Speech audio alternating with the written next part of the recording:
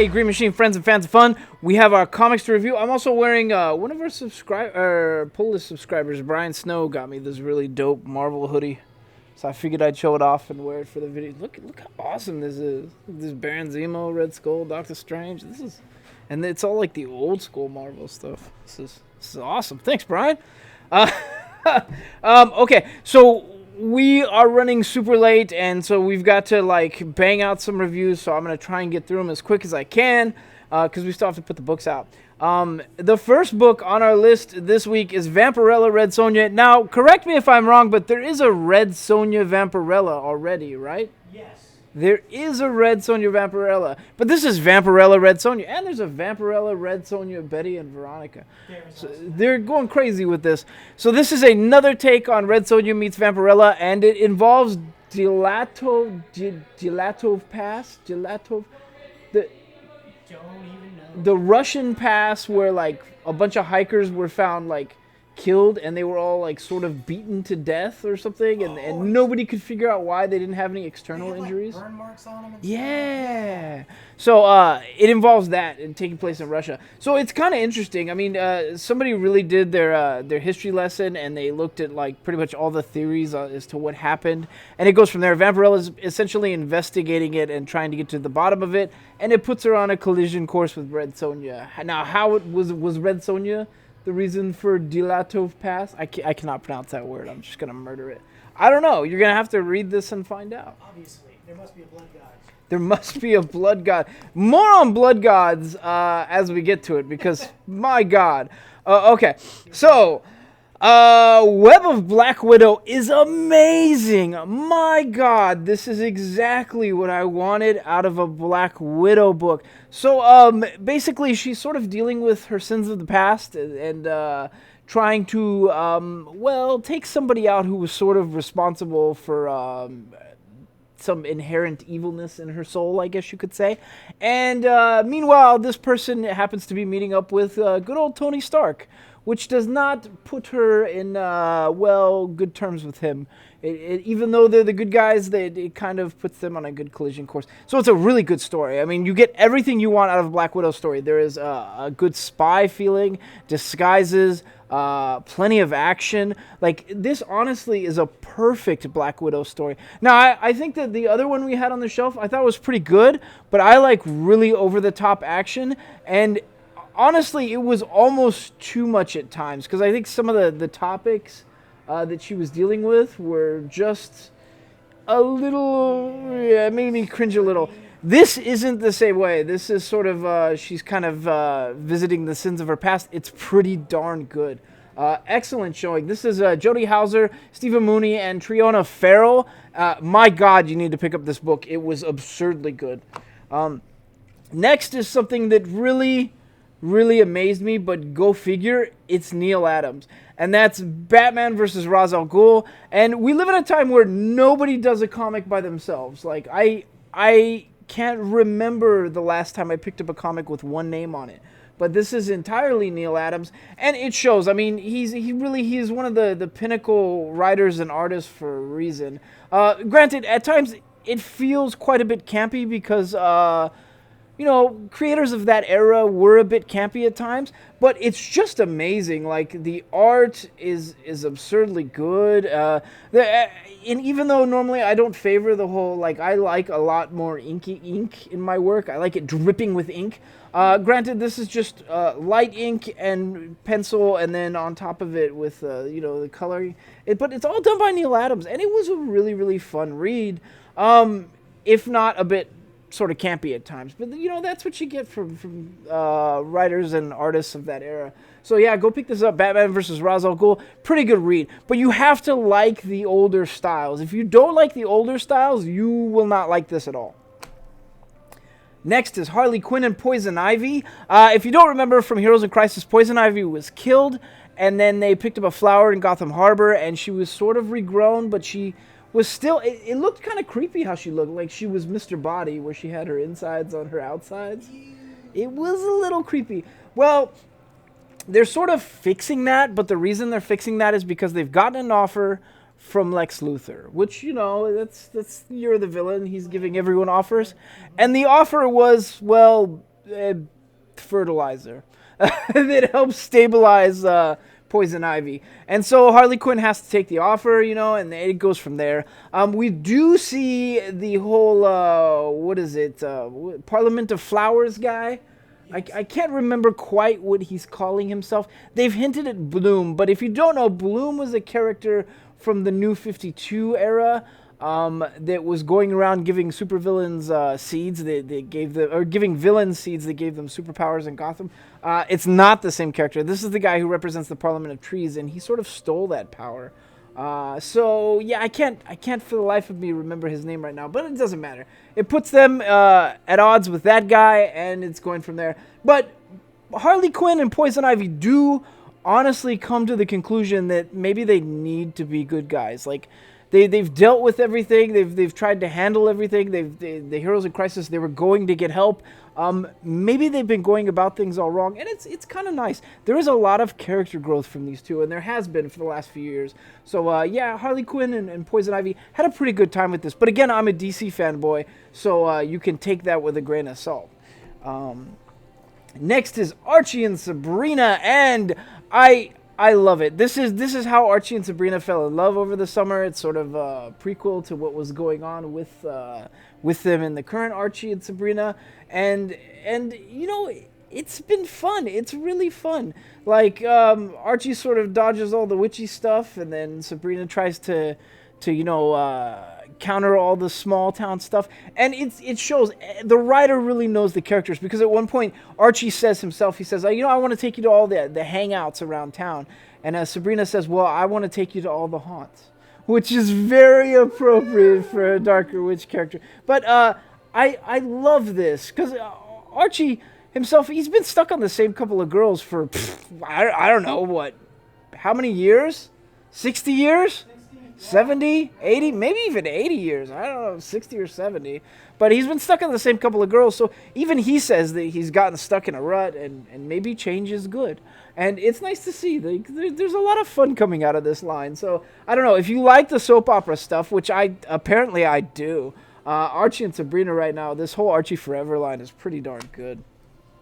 Next is a comic I was really, really happy to see come back, and that's Battle Pug. I love everything about Battle Pug. It's essentially, you take Conan, you put him on a pug. That's it. In this particular one, he's going to go up against, eventually, it's building towards a big fight with the North Pole and Santa Claus.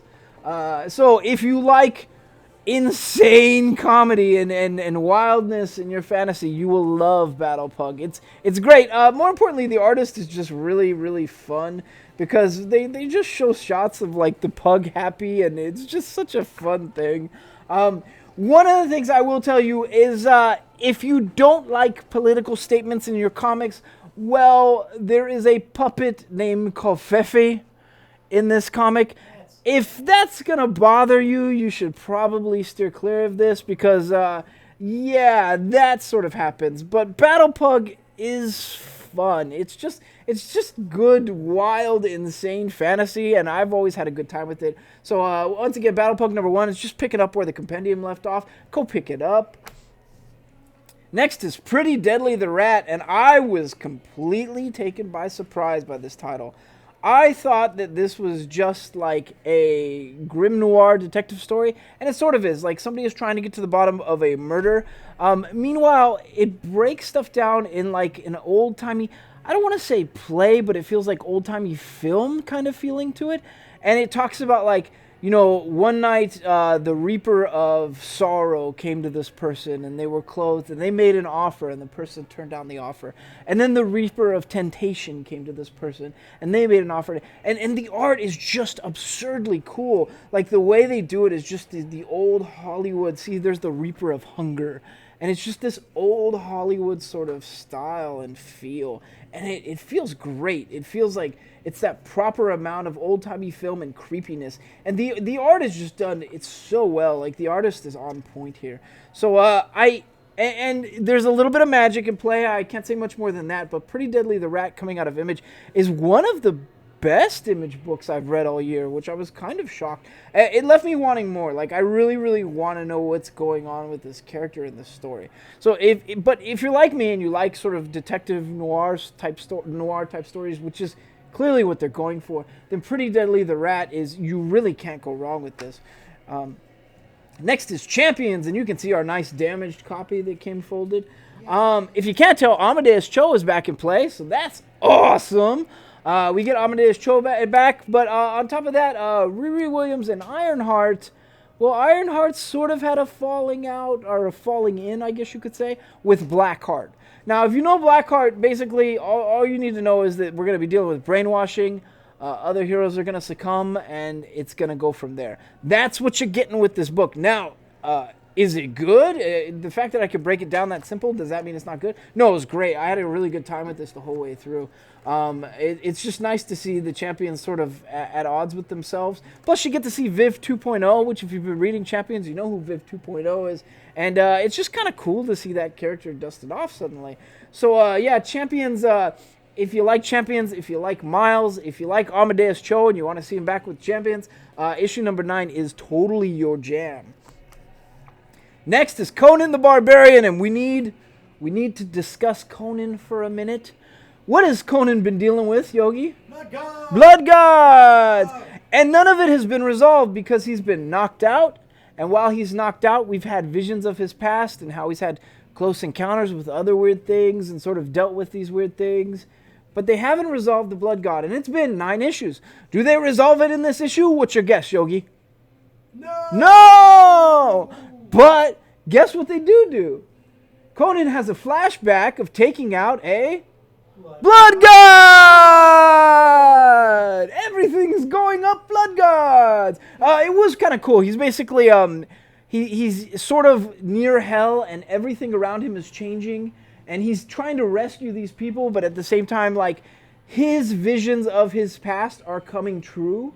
And at the end, he sees, like, this giant, monstrous vision, and it's pretty foul. And that sort of has something to do with this timeline, or what's going on with him currently. That's all I'm going to say. Was it cool? Yeah, I had a really, really great time with it. I honestly had one of the best times. This was one of the better Conans. Plus... if you don't know, there's a Conan story that involved an elephant alien, totally not making this up, an elephant extraterrestrial character that when I was reading back in the day, I thought I was losing my mind. So much so that after having brain damage in the army, I honestly thought I dreamt this for like 10 years until somebody had broken this to me that it was real. So, yeah, that character is in there too. So, Conan the Barbarian, it's a really, really great read, but you have to accept the fact that what's going on with him just doesn't ever seem to be resolved. And I'm hoping it's the long burn, and then when it's resolved, it's just like he just wakes up and sticks his sword in it, and that's it. Like, that would be great. I would laugh pretty hard. But, yeah, this is Jason Aaron, Mahmoud Asrar, and Matthew Wilson. And if I murdered your name, I'm sorry. But that's Conan issue number 9. Go pick it up if you like fantasy. Next is Something is Killing Children. And I had the best time with this story. So it starts off with a kid telling his friends a scary story about something he dreamt. And then somehow that comes real and starts killing all these kids. And then the town is left wondering what happened. And on top of that, there's a character that seems like a slayer. Everything in the story had character, had a lot of character. I wanted to know a lot more about the actual players in this story. The art was really good. I'm not sure.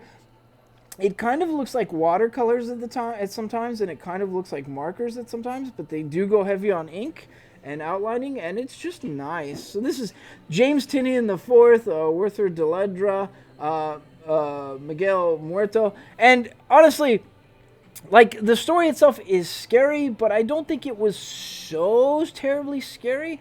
It seems to me, it feels more like almost like a Buffy-esque story. So that just felt right to me. So Something is Killing Children. I had a great time with it. Go pick it up.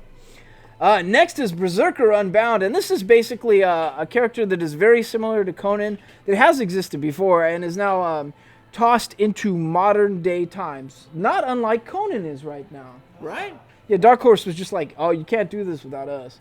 So, is it a good story? Well, he's sort of come through and he's stuck in modern times, and he meets a bum, and the bum takes care of him and gets him food, and then and there's a language barrier too, like they can't talk to each other, but it's pretty fun. Slowly the barbarian comes to the conclusion that all the bum cares about is getting food and mead, as he calls it. And I had a really good time with this. I had a great time with this. The art is very much on point. The art is great. Like, it is the perfect amount of grit. I loved it. Yeah, so Berserker Unbound, granted, there wasn't a lot of stuff resolved. So if you wanted to see, like, a lot of stuff happen from the first story, not really. But I think it's just establishing that these are the two characters so far, and that they're kind of building towards a relationship. So that was pretty cool. Berserker Unbound, issue number 2, pretty darn good read. Oh my god, that was magic. My sweater vanished. No, it's summer. It's too hot for a sweater. I had to take a break and take it off. Next is Transformers Ghostbusters, issue number 4. My god, is this a good issue. Now, granted, it shows the Constructicons on the cover, so I got really excited hoping the Constructicons were there. They are not. But what we do get is we get an Optimus Prime that is set up in Ecto-1 colors, and that was amazing. Again, it should be no secret that I love this story. I've commented on it. It involves Cybertron getting a visit from Gozer and basically losing that fight, and then Starscream becomes a ghost, and the Ghostbusters have encountered him. And then the Transformers have sort of gone to go help. So we've got Ectotron and Optimus Prime in place. Now, they're giving Ectotron a proton pack. They're sort of equipping Prime. It's just fun, and the writer really knows the source material, because like we have Transformers quoting Ghostbusters lines, but changing them just enough that it feels fresh, and we have Ghostbusters quoting Transformers lines, and it's great. It's so well done. I love everything about this. This is how you do a mashup really well. So IDW, nice job. Transformers Ghostbusters issue number 4. This ride has not gotten boring yet, and I'm having the best time with it. Next is the Goon. Now, the Goon has sort of maybe met his match. Like, pretty much everyone who's gone up against him, which has been vampires, mummies, whatever else, he's just sort of rock'em sock'em and kicked their butt. Well, he's got a player in place, and I don't want to say he's like his Bane, but it feels like he's like his Bane. Maybe not as deep, but yeah, it was a pretty good show. Meanwhile, the Goon sort of smashes up one of his former merman guys that he fights, who has got a fish stick factory, and for no reason whatsoever. Like, the guy's like trying to go straight, you know, he's like, oh, I'm just trying to live my life, and along comes the Goon and just smashes his stuff up, and he's like, you can't get away with this. Is it a good read? Yeah, it's a good read. I have a good time with all this Eric Powell stuff, and this is Eric Powell, Thomas Snegowski, and Brett Parsons. Really good showing. You have to like Eric Powell, but I don't know too many people that don't, because the art is just so cool. It's got the proper feel of old-timey, and then the dialogue has that perfect old-timey feel. It's great. So the Goon, this is issue number 6. Go pick it up. It's great. Next is, my God, I didn't know I wanted this, but Punisher writer Matthew Rosenberg, who is brilliant at writing action, in my opinion. Like, the guy excels at action. He's writing Star Wars Fallen Order Jedi Temple, which Dark Temple, excuse me, which is sort of a prequel, I think it is. At any rate, it's tied into the new Jedi Fallen Order video game that's coming out. And it's great. It's really great. The very beginning, we get a Sith Inquisitor right away, which, if you know the Sith, you know what I'm talking about. It's pretty cool to see. On top of that, we have a Jedi and a Padawan, and the Padawan is not very good at listening. So, does that mean they become the Sith? I don't know. Like, will they turn out to be a good guy? Will they turn out to be the bad guy?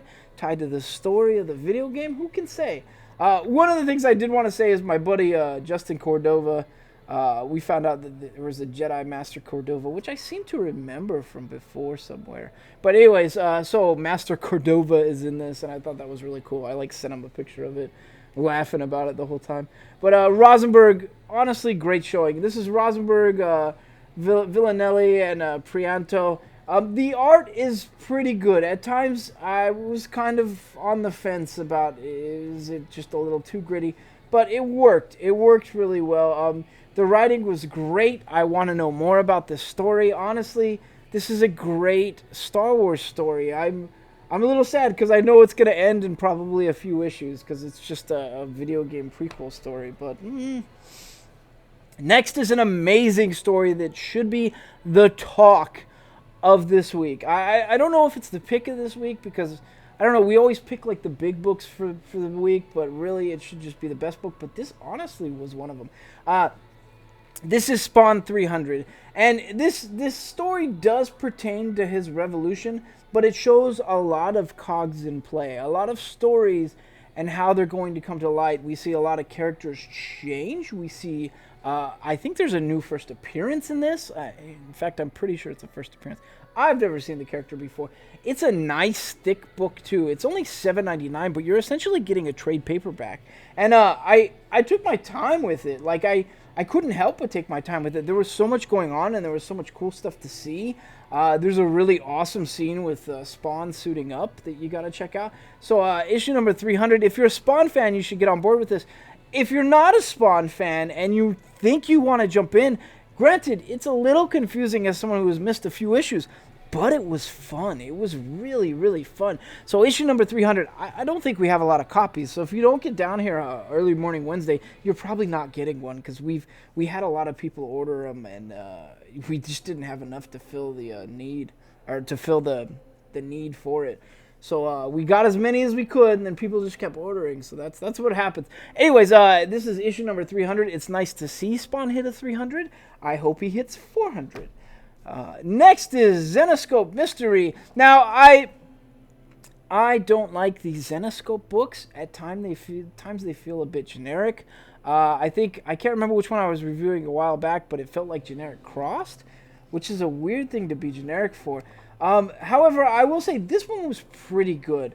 The art was good. I didn't know much about this character Mystery, but it looks like she has like Deo de la Muerte face paint to look like a sugar skull. I really honestly like this character and wanted to know more about it. She's basically, I don't know, sort of a fake exorcist. Like, she goes and causes hauntings and then uses her powers to sort of show that she's removing the haunting. It's kind of funny. I mean, we've seen the shtick before, I think, in a few cases. But at the same time, she's got a lot of ties to, like, helping out people and other stuff. So it's pretty cool. I want to see where it's going. They've sort of introduced the big bad. I won't say it's the best book. Like, if you're used to Marvel and DC, I'm not sure you could dip your toes in this sort of read and just be totally comfortable with it. The art, I'm really still always on the fence with. It's Mirez, Arino, De La Cruz, and Mangual. And while I don't know, maybe I'm not the target audience for Zenescope, that doesn't mean I hate it. I don't hate this sort of stuff. It's just, it's not usually my jam, is what I'm trying to say. So Zenescope, it's issue number 1. So if you think you might like it, jump in on it. It was pretty good for a Zenescope book, I will say that.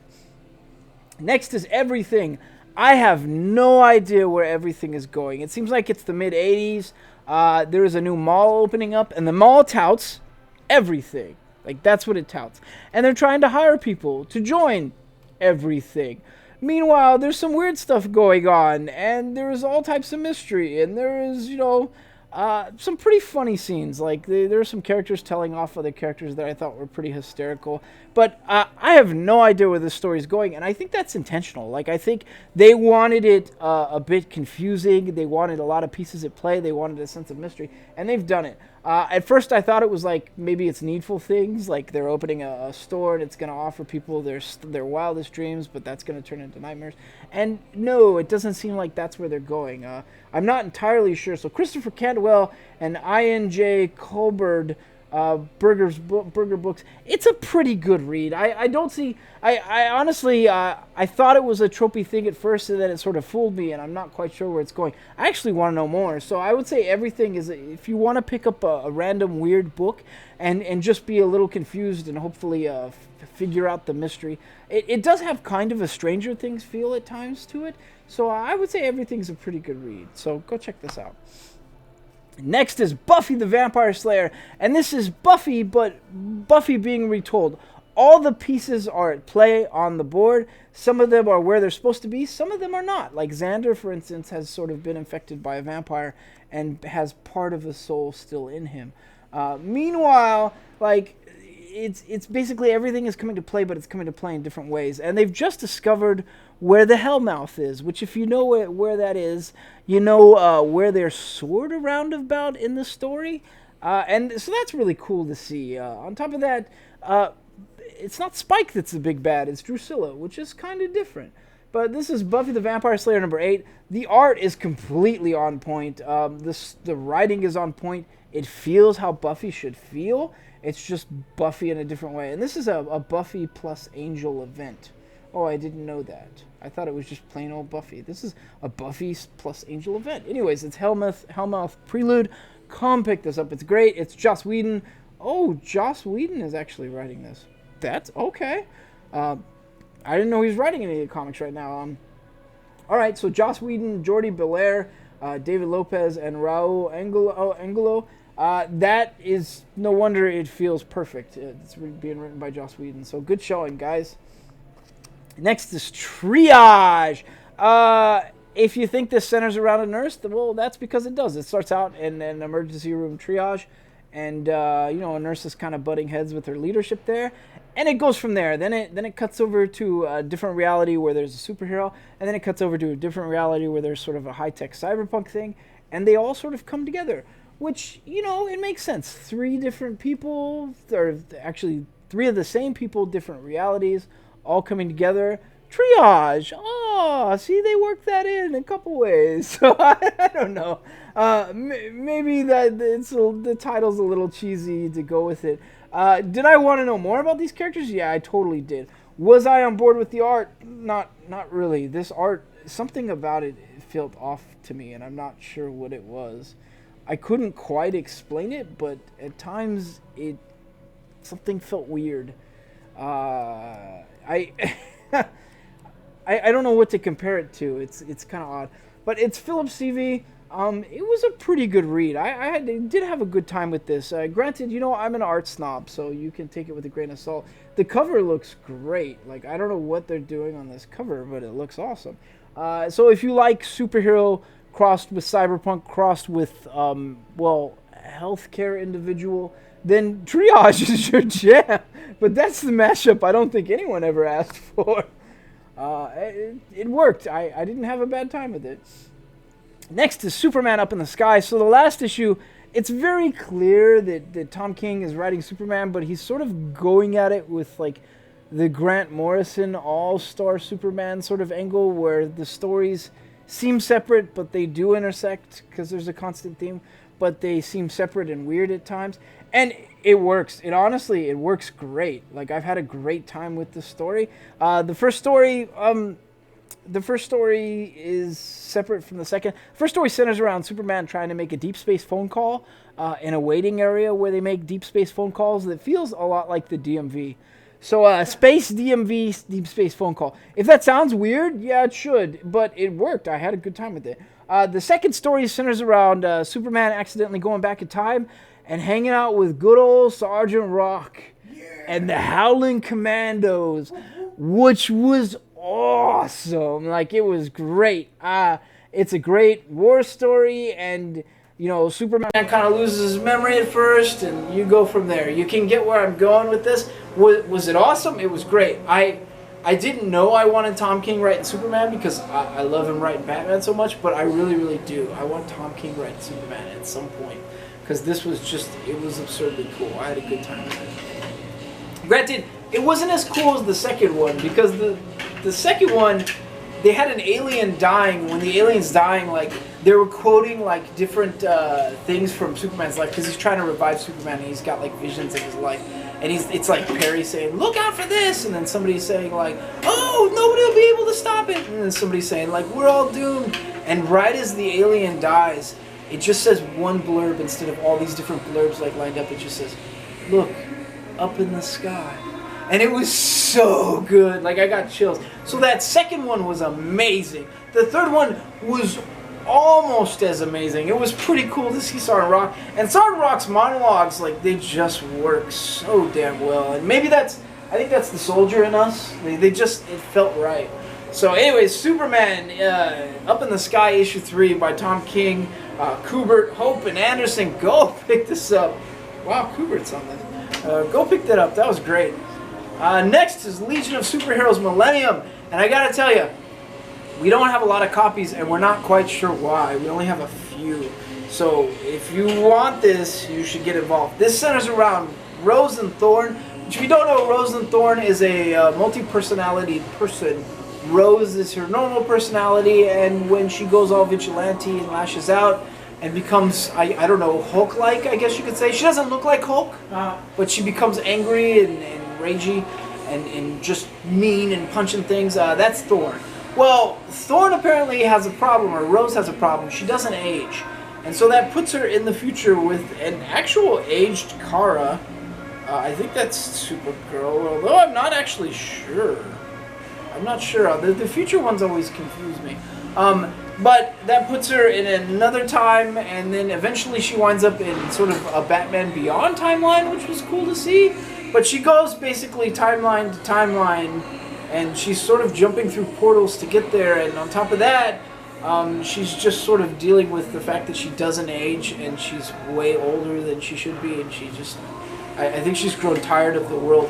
It was cool to see. You know, she's building towards where she's going to wind up in that 3000 timeline. What is it? 3200? I can't remember where the Legion of Superheroes. It's like 3200, 3200 BC. I can't really remember. Somebody's gonna correct me. I know it. But this is part 1 of 2. It's actually a really good read. But I don't know, if you didn't like Rose or if you didn't like Thorn from Action Comics, you might not like it. But I had a pretty good time with this character. I don't know the character all that well. I confess that. So it was kind of nice to see, and I actually like this character quite a bit. So yeah, Legion of Superheroes, issue number 1, part 1 of 2, Millennium. Go pick this up. Next is Green Lantern, and this is Grant Morrison, Sharp, and Olaf's take on the Green Lantern mythos. And I don't think I've hidden that I don't like the art very much. And it sort of grows on me, and then I don't like it, and then it grows on me, and then I don't like it, and it's done it again. Like, I don't like it. Basically, one thing that's kind of cool is they're dealing with all the different multiverse superheroes that are tied to the Green Lantern mythos, and one of them is a real hero that we've seen before that is tied to a psychedelic DC Universe hero. And that character is, I can't remember his actual name, Green something, but he's basically Shaggy from Scooby-Doo, doing Green Lantern stuff. And that's really cool to see. He's like, hey man, like, I got this, like, oh, like, look out, Green Lantern. So I just read it in his voice the whole time. And then there's a Batman Green Lantern. At one point, Hal Jordan even says, like, Batman in every part of the multiverse is still a giant jerk. And it's true. I mean, he's direct and to the point. There's a Star Sapphire in it, if you can't see. And they're sort of dealing with, well, a crazy version of a Lantern member. And that's what they're countering. I don't know. Morrison's run's been sort of all over the place for me and a little confusing and weird at times. But go figure, that's Grant Morrison. That's how he writes. He's a very strange dude at times. Now, they're saying that it's going to wrap it up after the next issue. And on top of that, they're saying that Hal Jordan does something. They don't say it in this issue, but they've announced it, that he does something to the timelines. And he becomes a, what was it, a Black Star? Yeah. It wasn't a Dark Star. It kind of looked like a Dark Star, but and it looked like a very angry version of Hal Jordan in like red and black. But they were calling it a Black Star, and I can't wait to see how that turns out. Granted, this art does not do it for me, and Morrison's writing has been really weird on this series. So I don't know. As a Green Lantern Corps fanboy who loves Jeff Johns stuff, this is kind of iffy for me. But if you really, really love the Green Lantern mythos, or you just really love Grant Morrison, which granted, he's pretty much a comics grandmaster at this point, you should have a good time with this. I don't know, it's not my jam. It's not my favorite version of this stuff. Granted, it's different, and I think that's what Grant Morrison was going for. So beware my power. The Green Lantern issue number 11 is it's okay. It's okay. You do get Shaggy Green Lantern, which is just fun to see, and Batman Green Lantern, which is not Dawnbreaker. Sad face. Next is No One Left to Fight, and this is, well, it's Dragon Ball Z. They've basically made a Dragon Ball Z. What happens after Goku has beaten everyone? Only I think they didn't license the Dragon Ball Z characters, which makes sense because they're dealing with some adult themes. The art is so ridiculously cool. The story is fun. It's weird. You think, like, I don't know what would happen with these characters just sort of ran out to fight. Like, how much indifference would Vegeta feel towards Goku if it turned out Goku really was the best and it had been settled and stuff like that. It's cool to see. I'm having a good time with this. I can pick out which characters are supposed to represent Dragon Ball Z characters. I get what the artist is trying to do. The art is great. It's really, really cool art. The storyline, it's weird. It's all over the place. It's very DBZ inspired. It's fun. This is issue number 3, No One Left to Fight. If you like Dragon Ball Z, you like manga, you will be totally at home with this. Maybe more comfortable than regular manga. I don't know. So that's by Dark Horse Comics. And this is Aubrey Sitterson, Fico Osio, Taylor Esposito. And they are doing such a good job with this. Go check it out. Next is, my God, what's the best Punisher team you've ever seen? Savage Avengers. I would say the Savage Avengers team is pretty damn good. Thunderbolts, also one of my favorites. However, this makeshift Punisher team with Moon Knight, Ghost Rider, Black Widow, Rachel, I can't remember what she calls herself. The dude with the skateboard, who I always forget who he is too. It's an amazing team. Granted, I'm a giant Punisher fanboy and a giant Moon Knight fanboy, so I love seeing both of them on the same team. It just works. They're going after Zemo. They're destroying New York, which is sort of putting Zemo at odds with Kingpin at the same time. All of Hydra is getting messed up, and they're facing maybe my favorite Punisher team that I never knew I wanted. It's great stuff by Rosenberg, Kodransky, and Fabella. I think you should get on board with this. If you haven't been reading this, all you really need to know is that Baron Zemo is faking a Thunderbolts team, and they're taking aim at Punisher in New York, which is currently Kingpin City, because he's the mayor of New York. Meanwhile, the Punishers put together a heck of a team, and they're sort of going after Hydra. If you like seeing Hydra get killed, you like seeing Zemo get cornered, you like seeing Zemo flub his lines in front of the public, and all the comedy that ensues from this. Like, Rosenberg has just hit it out of the park, I think, and this is no exception. Go pick this up. It was just a fun read. Next is Rick and Morty presents The Flesh Curtains, which I've seen all seasons of Rick and Morty, and I couldn't remember this, and had to be corrected by Yogi that this was actually Rick's band back in the day. So this centers around Rick's band. You know what you get with these Rick and Morty comics. It's a self-contained story that feels like a cartoon episode. They weren't particularly good a few issues back. I think we had commented on how it wasn't as fun as the TV show. This one was as fun as the TV show. I had a pretty good time with this one. So Rick and Morty presents The Flesh Curtains featuring Rick, Birdperson, and Squanchy. Squanchy. Go pick this up. This is Sturgis, Cannon, and Perez and Crank. His name is Crank with an exclamation point. Crank! Anyways, if you like this sort of thing, you know who you are. You want more Rick and Morty in your life, because we're going to be waiting. I don't know, is the new season coming soon? I gave up waiting. Yeah, who knows? Who knows how long we're going to be waiting? But if you need new episodes, come pick up this comic. Next is Sea of Stars, and this is Jason Aaron, Dennis Hallam. This plays out like two stories at one. Basically, it was a father and son who were in space that got separated. The son realized he could, live in space without breathing air and like eat anything and fly around in space. Meanwhile, the dad is sort of on this Robinson Crusoe survival where he's just got to figure out how he's going to survive and how he's going to track down his son. And I like it. I have a good time. But I like survival games and survival stories and and that sort of thing. So that sort of appeals to me. But I also like superheroes. So seeing this kid be like, yo, I'm like Space Superman.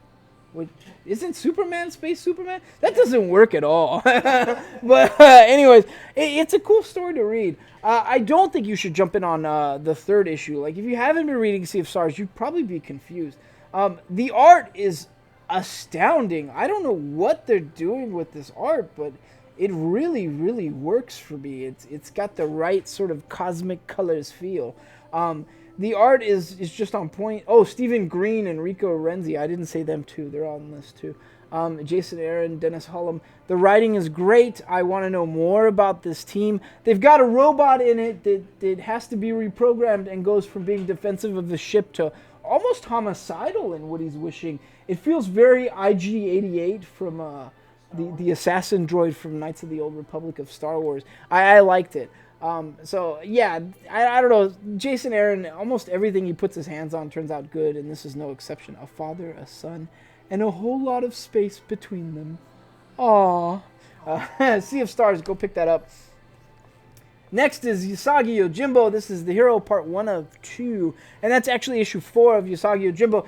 If you don't know, you don't see any recognizable characters beyond the mythological thing on this cover, because I think they're introducing a new character that I've never seen before. Usagi basically encounters a writer. She is more famous than her husband. Her husband hasn't gotten to see a lot of action, but he's like an amazing swordsman or something. So he's jealous of his wife's fame. So while his wife is trying to travel to see her father, Usagi encounters her. And, he's just basically decided to take up job as being Yojimbo, her bodyguard. And that sort of puts her on a path with her husband, because her husband doesn't want her to go see her father. So it's cool to see. I'm not sure where Sakai is going with this new character, but I liked it. I had a good time with it. Granted, it's Usagi. You know what you're getting with this character. Samurai bunny going on adventures across feudal Japan countryside. That's what you get. And issue 4 is a pretty great showing, so go pick this up.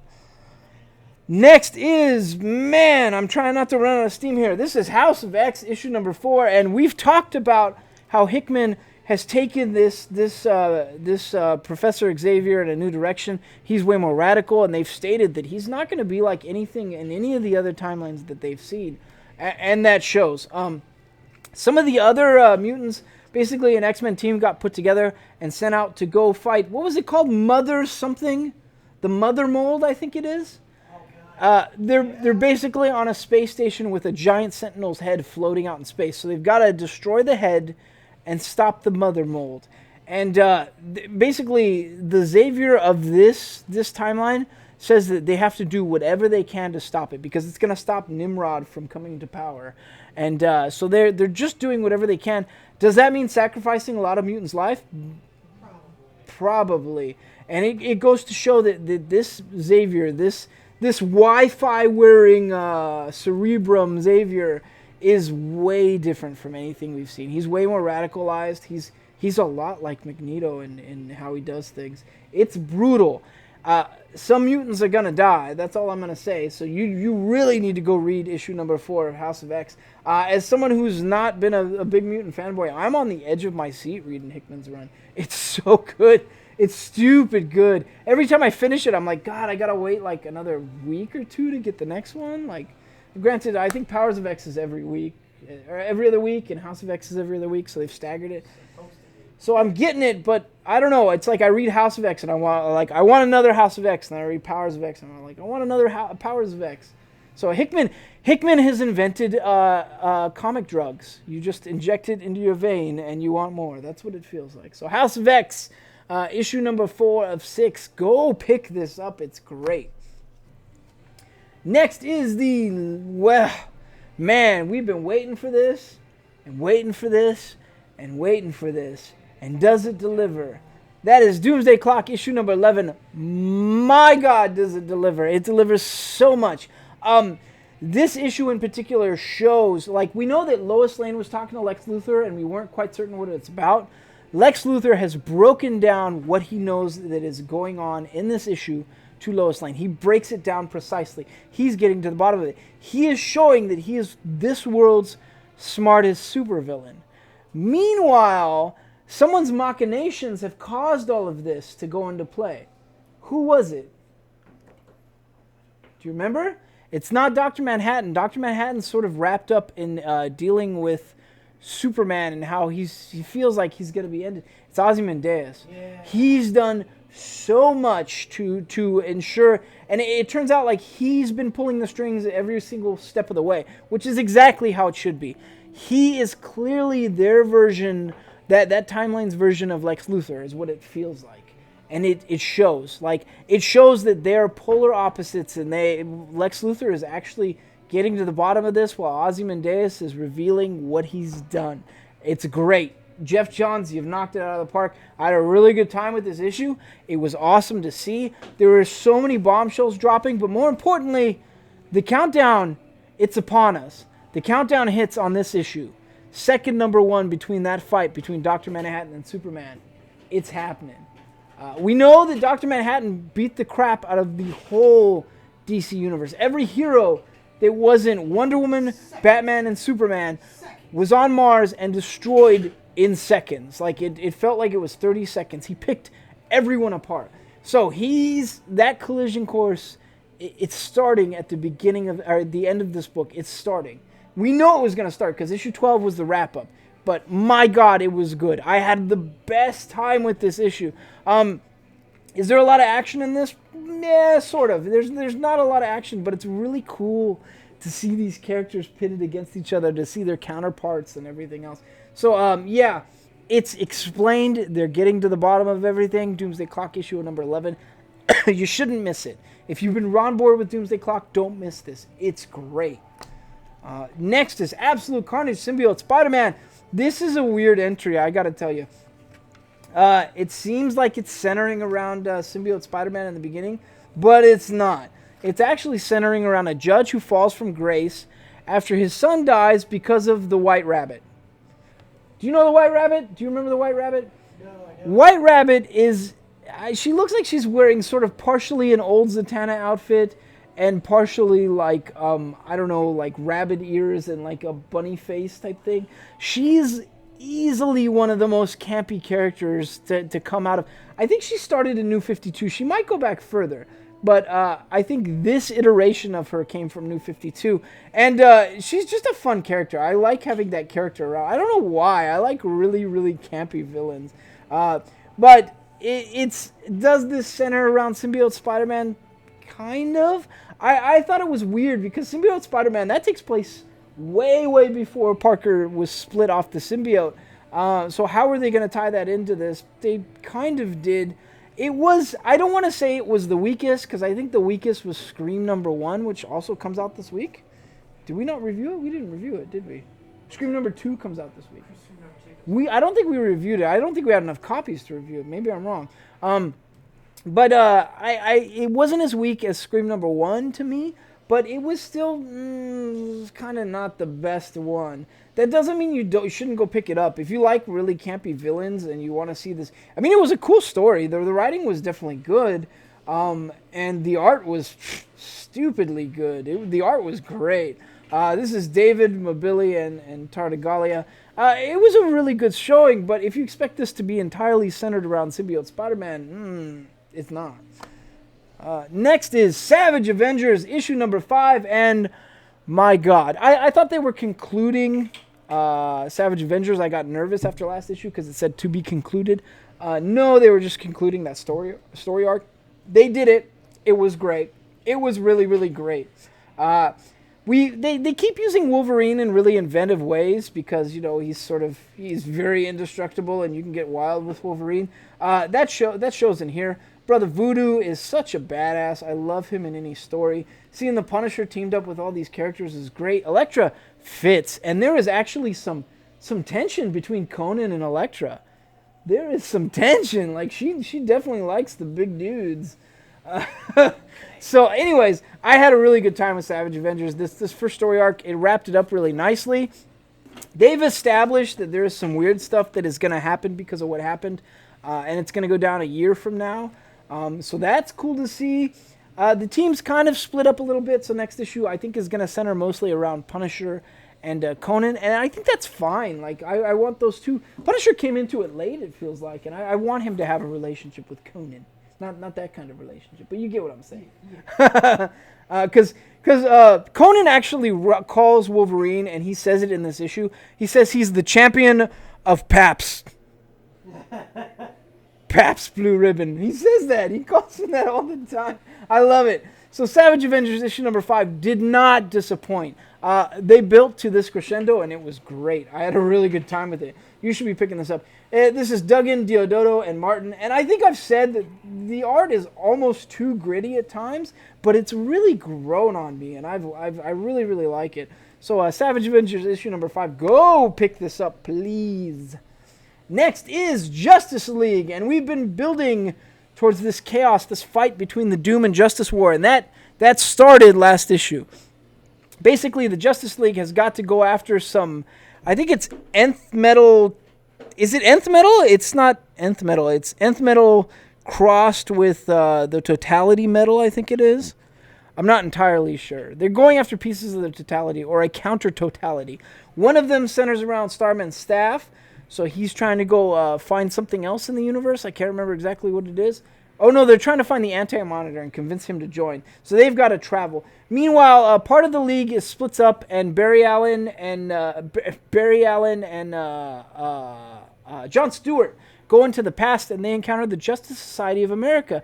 And they realize that these people have been forgotten, and they're not quite sure why. So they're getting to the bottom of sort of the Doomsday Clock stuff, kind of. And then on top of that, the other part of the League, Batman, Superman, and Wonder Woman, the Trinity, have gone into the future. But they've gone into a future that I don't really recognize. And I know it's been told before, but I don't remember this one. And maybe there's a reason for it. There's a certain character that likes to bottle things up. Can you tell me who that is? Let's see. Brainiac? Brainiac. And maybe Brainiac has stepped up his game. So that's all I'm gonna say. Like, you really need to be reading the Snyder Justice League. It's so stupid good. It's honestly, it's a great run. The art is good. This is Snyder, Tinian the Fourth. Go figure, those two teaming up. Jimenez and Sanchez. My God, it's good. And then this cover, like, that cover is absurdly cool. You get to see Justice Society out there. That's dope. So yeah. They're a little red. 3. Is it okay? Yeah. Do I just look tired? I look tired, guys. Sorry, I'm tired. We had a late night. Okay, next book on our list is Deceased, A Good Day to Die. This is issue number 1, and this is Big Barda, Mr. Miracle, Mr. Terrific, Blue Beetle, one of my favorite heroes, and I mispronounced his name, Blue Beetle, and Booster Gold, and my God, was this great. So this centers around the Deceased universe. Basically, Apocalypse has lost the fight. They're done. They're done because they messed up the anti-life equation, and zombies showed up. And so Big Barda and Mr. Miracle flee to the DC universe, and they flee in the past when the infection's still sort of taking hold. And they're trying to figure out what to do. So they pretty much go down. It's nice because when you have Mr. Terrific in play, Mr. Terrific is one of the, if not the smartest, well, I wouldn't say he's the smartest. He's one of the smartest humans in the DC universe. Maybe the smartest. Whenever he decides to do something, he comes up with multiple plans. And so he does that in this, and it shows. He's like, well, we need to solve this with magic.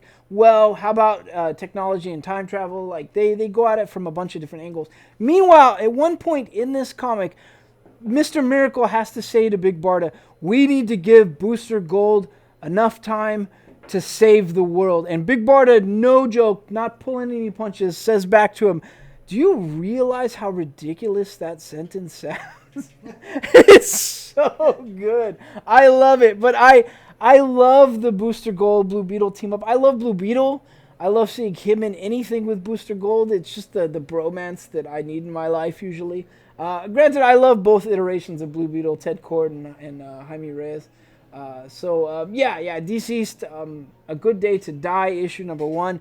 This is the spinoff we didn't know we wanted from the Deceased comic. It's great. It was a really fun comic. I had a good time. More importantly, we see a panicked Constantine, which that's when you know things have gone south, because Constantine tends to be the calm one in a pretty frightening situation. So that was wild to see. Anyways, Deceased issue number 1. Go pick this up. The last book on our list, but certainly not the least, is Ewing, Bennett, Jose, and Mount's Immortal Hulk. And we know from the last time that the general in play was sort of emulating another certain general, General Ross, Thaddeus Ross. But he was basically using all the gamma radiation and all the experiments to one-up his game. And he's got a version of Abomination on him that is messed up. It's got like fingers around his face. It's creepy looking. Meanwhile, he's been at the center of all of this along with another doctor. And, well, time's up because Red Harpy, Betty Ross, pretty much all the team of Alpha Flight, although they're calling themselves Gamma Flight, aren't they? Team of Gamma Flight, I guess. The Hulk, yeah, I can't remember. There's so many people in play. The Absorbing Man.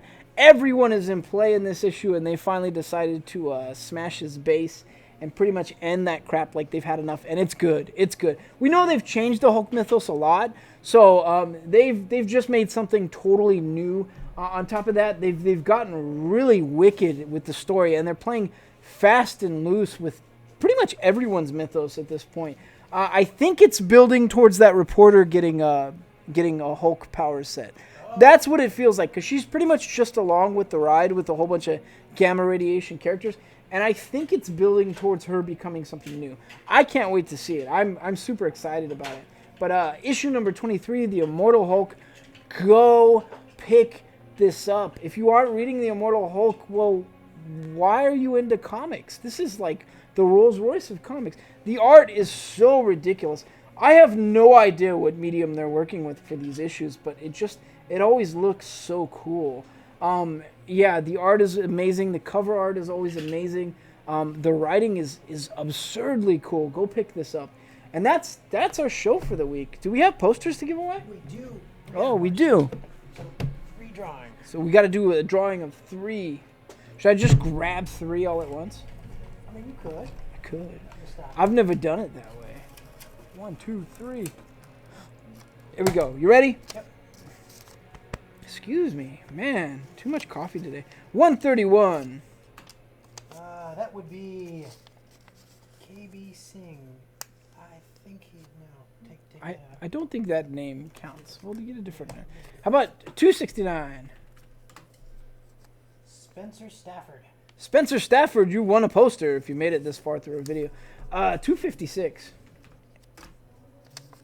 Jacob Noonan. Jacob Noonan won a poster. Yeah. Aw, that's nice. And 369. Jessica Knoll. Jessica Knoll won a poster. So that's our show for this week. And man, what a good week for comics. It wasn't as good as last week, but it was a pretty good showing. Yeah, there's still a lot of books out there that are really... There is a ton. I read a novel tonight. It was wild. So That's not even all of them, too. yeah, it's not even all of them. I did my best to get through most of them. But yeah, we're going to be out of here at midnight. So anyways, enjoy the show. I hope that you get some good reviews and you pick out what good comics you want for this week. And we'll see you next week.